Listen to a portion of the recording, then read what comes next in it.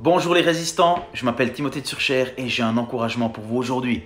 Lisons ensemble dans Matthieu 20 au verset 28. C'est ainsi que le Fils de l'homme est venu non pour être servi, mais pour servir et donner sa vie en rançon pour beaucoup. Jésus, c'est vrai, c'est notre plus grand exemple. Par sa vie et par sa mort, il nous a montré comment être un vrai serviteur. Et aujourd'hui, on vit dans un monde où, dans les magazines, dans les podcasts, les conférences, on nous encourage à être un leader, on nous encourage à diriger. Mais c'est rare qu'on nous enseigne et qu'on nous explique comment être un vrai serviteur. C'est pour ça que j'aimerais bien aujourd'hui qu'on se pose la question, pourquoi servir est si important? La première chose que j'ai envie de te dire, c'est important parce que ton service peut changer la vie des gens autour de toi pour toujours. C'est vrai, Dieu n'a pas besoin de tes bonnes œuvres, il n'a pas besoin de ton service, mais ton voisin, il en a besoin. Quelqu'un dans ta famille peut en avoir besoin. Ton collègue de travail en a besoin. Et dans Matthieu 5,16, il est écrit que votre lumière luise ainsi devant les hommes, afin qu'ils voient vos bonnes œuvres et qu'ils glorifient votre Père qui est dans les cieux. Tout le monde, les amis, est attiré par quelqu'un qui sert de tout son cœur sans rien attendre en retour. Et la deuxième raison pourquoi c'est important de servir, c'est parce que ça peut changer ta vie pour toujours. Et je crois que vous connaissez tous l'histoire de ce jeune berger qui s'appelait David.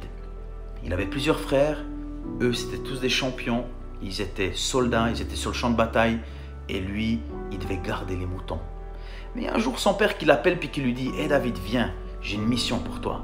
J'aimerais que tu rejoignes tes frères sur le champ de bataille. » Et là, il se dit « Ça c'est mon jour, je deviens soldat. » Mais la vérité, c'est que son père lui dit « Non, tu vas simplement mener un sac de nourriture, quelques pizzas, quelques hamburgers à tes frères qui se trouvent sur le champ de bataille. » Et là, probablement qu'il était vraiment déçu. Mais vous savez quoi?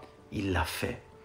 Pourquoi? Parce que Dieu, souvent, il place des opportunités devant nous. À nos yeux, elles sont insignifiantes, mais elles ont un potentiel énorme pour changer nos vies. Imaginez si David n'était pas allé rejoindre ses frères, s'il n'avait pas servi ses frères. Simplement, l'histoire de David et Goliath n'existerait pas. On ne lirait pas aujourd'hui dans notre Bible tous les récits de David le guerrier, David le grand roi. Simplement rendu possible parce qu'il a rejoint ses frères sur le champ de bataille pour les servir. Et Dieu, souvent, il place des petites opportunités devant nous qui ont un potentiel immense. Proverbe 11, 25 nous dit « Celui qui donne à boire aux autres sera lui-même désaltéré. » Et je crois pour toi aussi de tout mon cœur que alors que tu apprends à servir quelqu'un d'autre ou même la vision que Dieu a donnée à quelqu'un d'autre, alors tu te positionnes pour que Dieu se révèle à toi puis pour qu'il t'emmène aussi dans ta destinée. Donc, qu'est-ce que tu peux faire? Tu peux apprendre à servir la vision de quelqu'un d'autre, peut-être la vision de ton entreprise, de ton patron. Fais-le de tout ton cœur. La vision de ton église. Tu peux commencer à rendre la vie plus facile pour des gens qui sont impliqués dans le ministère ou qui font quelque chose de bien et tu veux les aider à accomplir ce que Dieu leur a confié. Dis-leur, comment puis-je t'aider? Comment est-ce que je peux alléger ton fardeau?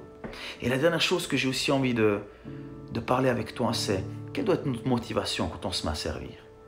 Si on lit les récits de David aujourd'hui, c'est simplement parce que David, il a rejoint ses frères sans ambition personnelle, sans rien attendre en retour non plus, d'accord? Donc toi non plus, ne te démène pas pour essayer d'obtenir une position. Joue pas des coudes pour essayer d'obtenir un titre, parce que sinon, tu devras jouer des coudes pour garder ce titre et puis pour le défendre. Sers Jésus et les autres, ta famille, ton église, par pur amour. N'attache pas d'importance à la position ou à un titre. Sois simplement heureux de servir. Sers sans motivation cachée, sans rien attendre en retour. La Bible nous promet que Dieu, il élève les humbles et qu'il abaisse les orgueilleux. Et la promesse pour toi, elle est valable aussi. Dieu t'élèvera en temps voulu. Et lorsque c'est lui qui le fait, alors c'est aussi lui qui te défendra et c'est aussi lui qui te gardera là où il t'a placé. Que Dieu te bénisse.